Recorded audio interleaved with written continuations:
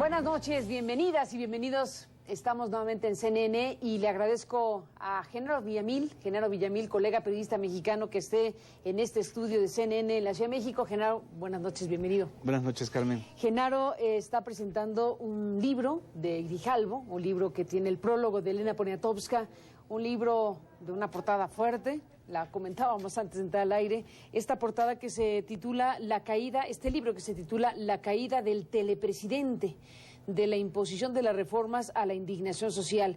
Y bueno, claramente es el contorno del rostro de Enrique Peña Nieto, el presidente mexicano. Cada palabra evoca una situación, la imposición de las reformas y la indignación social. Genaro Villamil, has sido un periodista que ha seguido la figura de Peña Nieto desde hace muchos años, lo has ido registrando en su historia, desde que era gobernador, desde que se hizo candidato, desde que estuvo en la campaña presidencial y ahora como presidente de México. ¿Esto es un recuento de todo o este es un tramo reciente de la historia de Peña Nieto? Es más bien un libro que se hace, Carmen, o que se armó en función de el desarrollo, además de los 2 primeros años de gobierno de Peña Nieto.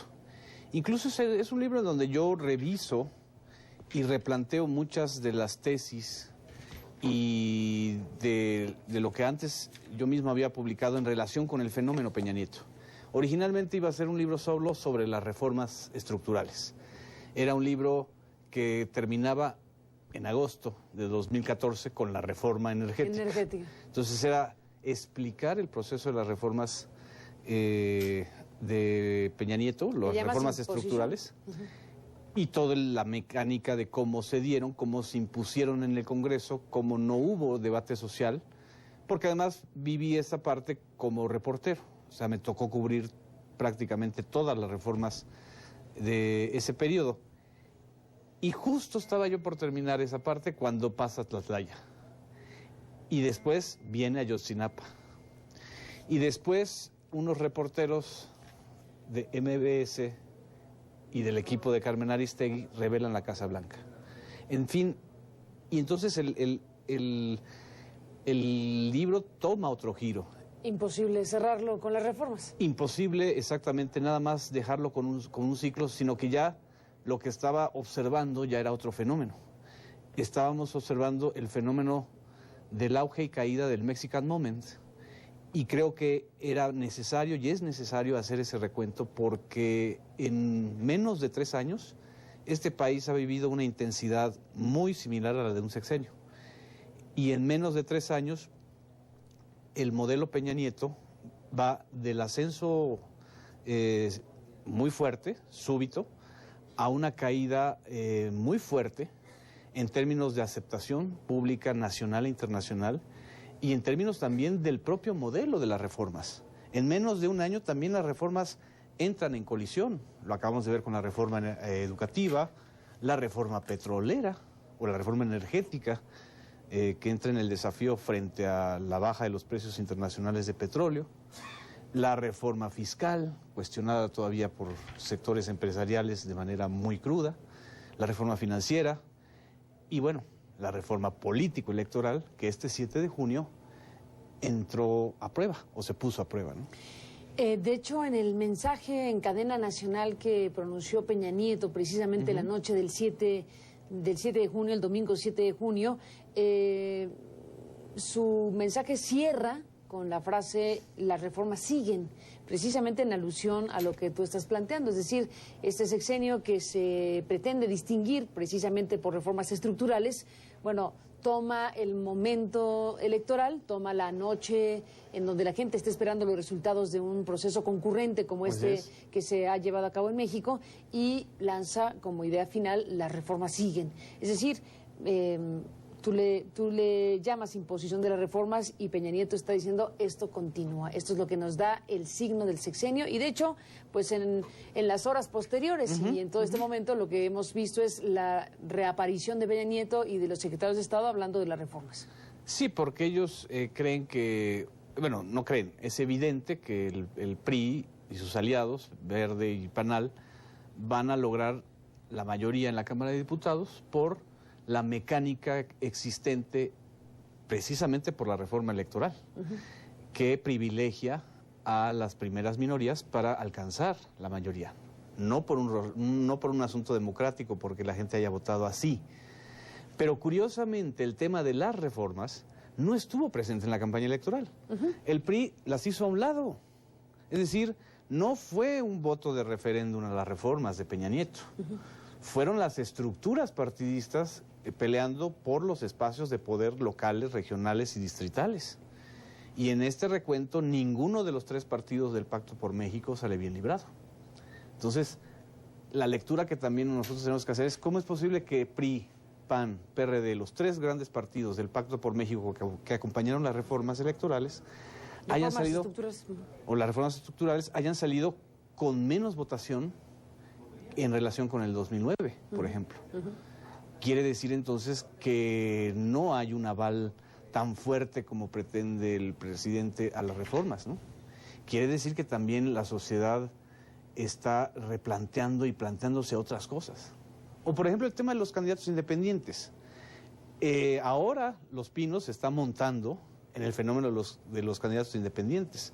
Pero los candidatos independientes... ¿Por qué dice que se está montando? Porque lo dijo el vocero Eduardo Sánchez, que gracias a la reforma político-electoral del 2013-2014 es posible las figuras de los candidatos independientes. Perdón, pero es mentira.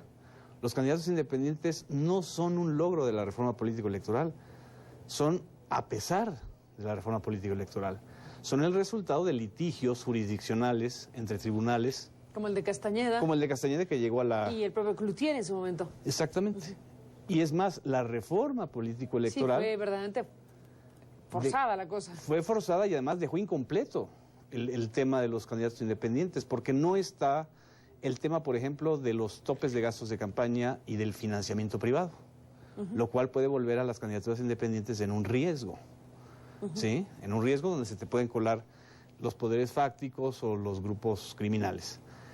Pero, centrándonos otra vez en el tema, las reformas no se volvieron un impulso para la campaña del PRI, ni siquiera para la del PRI.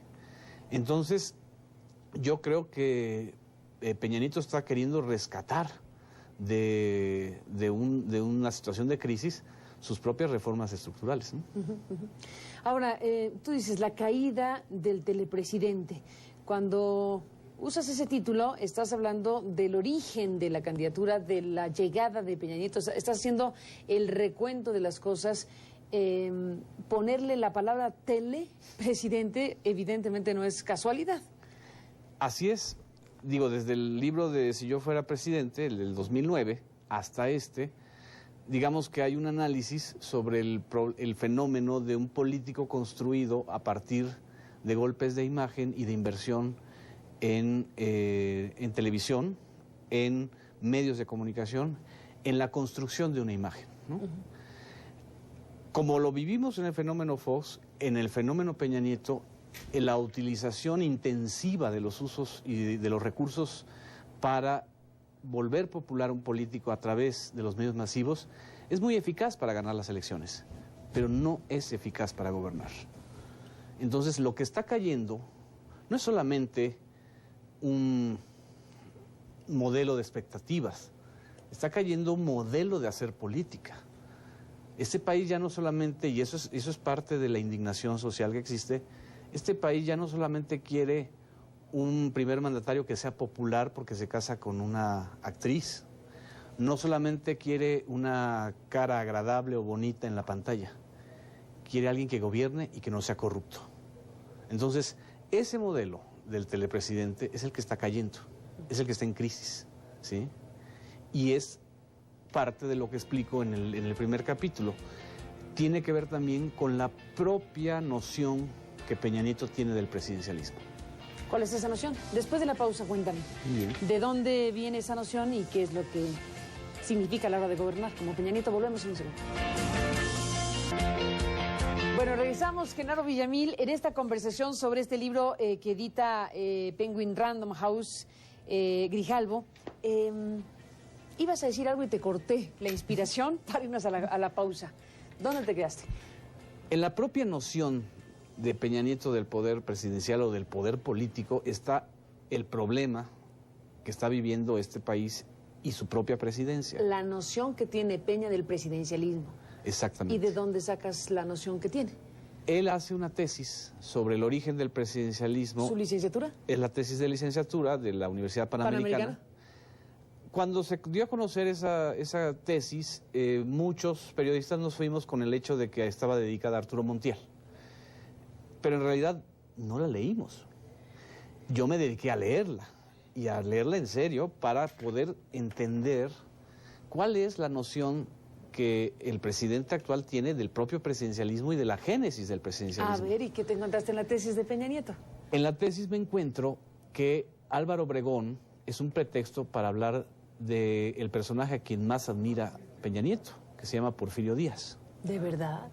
En la tesis está una larga explicación en donde él dice, y aquí lo cito en la página 39, dice: la admiración más grande de Peña Nieto no es hacia el gran caudillo sonorense Álvaro Obregón, sino al dictador Porfirio Díaz, cuyo régimen considera una dictadura benévola, que podía desenvolverse en medio del asentamiento general, formado de respeto y admiración, de temor y desconfianza, de sugestión transmitida, hasta de costumbre aceptada y aún de preocupación contagiosa. Él habla... Dictadura benévola. Él habla de una dictadura benévola.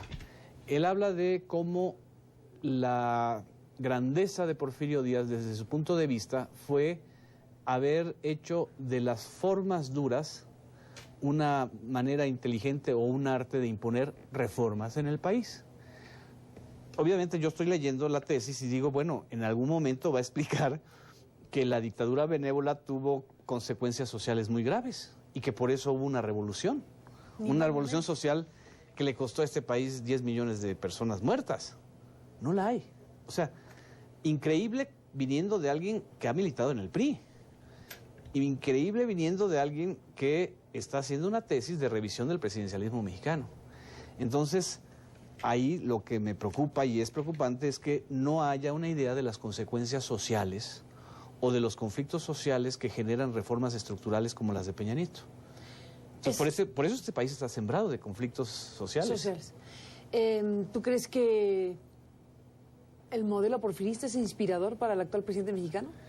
Yo no creo que sea exactamente el modelo porfirista, pero yo creo que el modelo de poder porfirista es un modelo al que Enrique Peña Nieto y el grupo, o su grupo en el poder, admiran, ¿sí? Es el grupo, o sea, ¿cuál es el modelo porfirista? El de una élite moderna que le impone a un país atrasado una agenda para quedar bien con las grandes potencias internacionales, ¿sí? Y bueno, ¿qué vendió en su momento Porfirio Díaz? La pacificación de un país que estuvo en guerra durante mucho tiempo, ¿sí? Y de ahí gana su legitimidad Porfirio Díaz.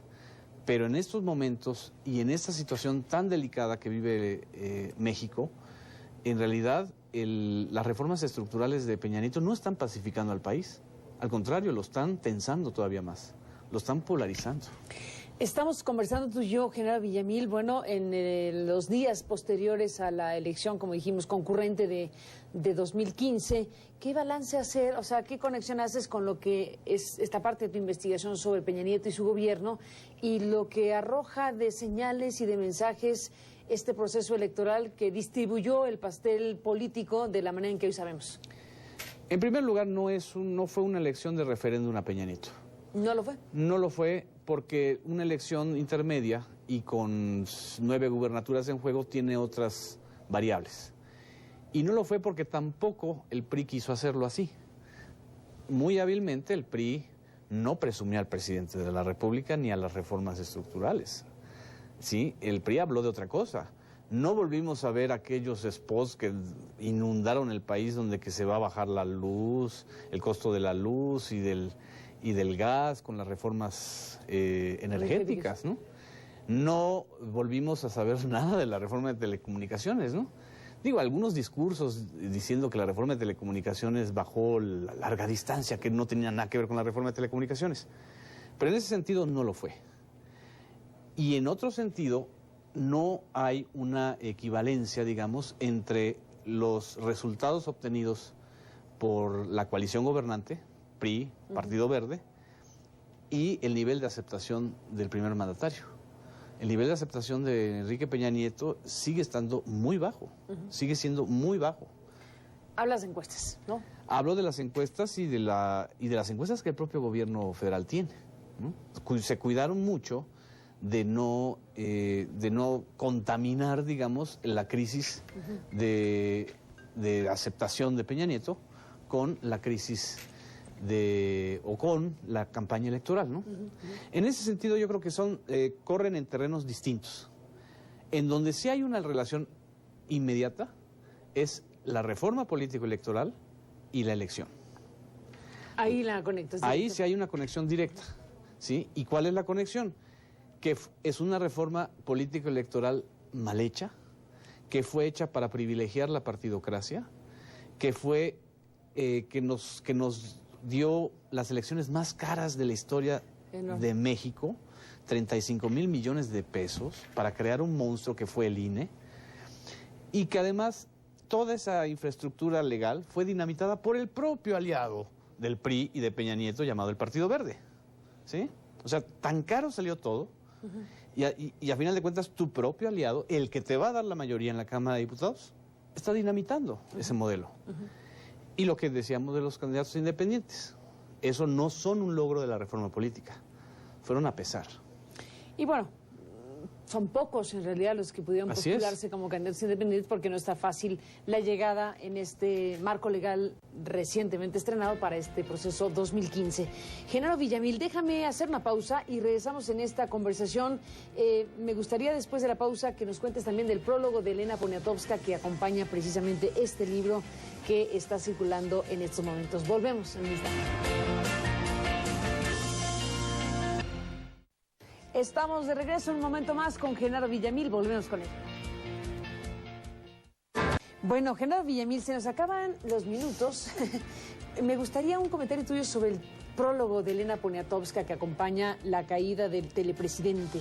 Ella me dice, yo lo único que quiero saber es si nos fregaron o no con la reforma energética, si realmente perdimos el petróleo.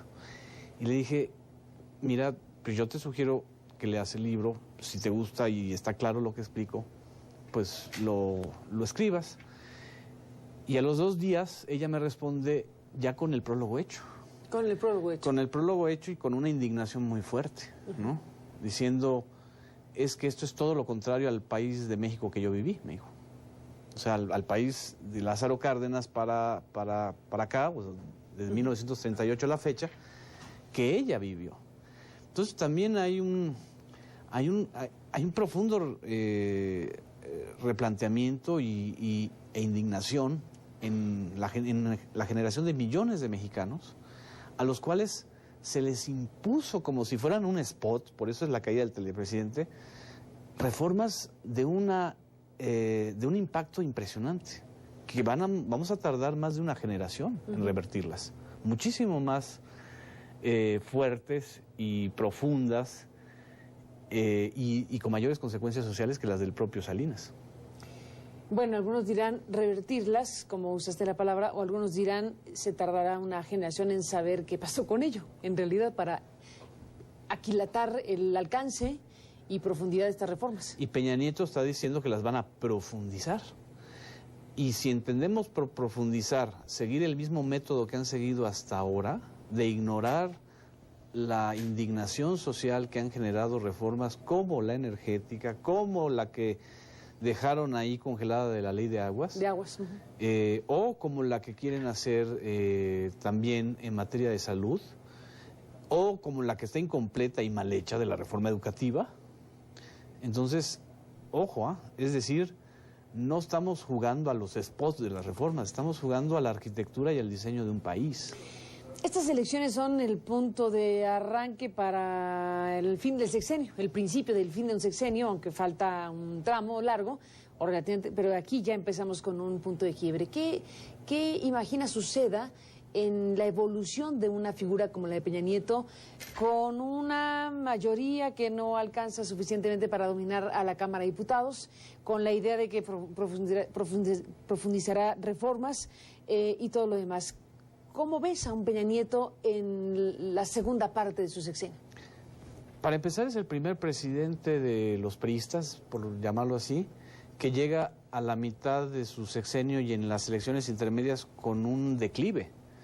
Todos los presidentes priistas, incluyendo Ernesto Zedillo, que empezó con una situación muy grave, dramática con 37% de aceptación, llegó al 97, a la elección del 97, con un índice de aceptación muy grande, ¿no? Ya no se diga Salinas, que Salinas recupera el país y la legitimidad que no le fue obtenida en las urnas a través de su operación política y de Pronasol, y Miguel de la Madrid igual, y López Portillo, pues ni qué decir. Pero es el primer presidente priista que llega en una situación de mucho descontento, de vulnerabilidad, o como un propio priista me lo dijo, me dice, es que en 3 años se agotó un sexenio y ya no saben qué hacer. ¿En 3 años se agotó el sexenio? En 3 años se agotaron el sexenio porque además las reformas fueron así continuas, ¿no?